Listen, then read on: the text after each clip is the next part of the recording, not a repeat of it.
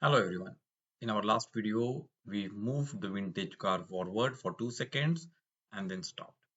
Now in this video, we will see how to write the program for moving the vintage car forward for 2 seconds, then reverse for 2 seconds and then stop. We start our program with the head block or the event block, curious mind. We are calling our motor as left motor, so we will use command setup left motor to make the motor ready to listen to our commands. Then we will move the motor, so rotate the left motor in clockwise direction. In our last video, we said that we are assuming that clockwise direction will take the vintage car forward.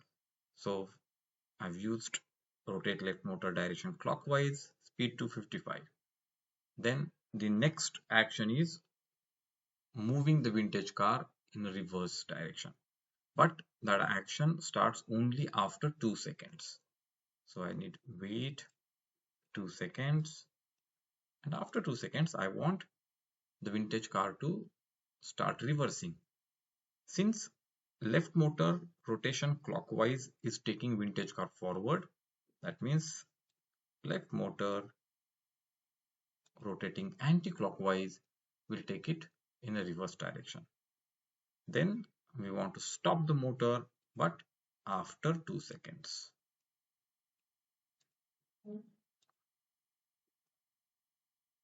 And left motor stop.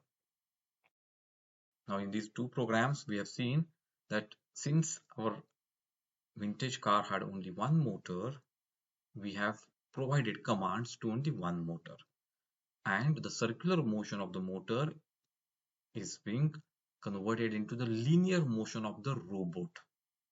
So vintage car is moving front and back while the motor is rotating clockwise and anti-clockwise. Let's do the program, upload it on your CurioFire board and try it out.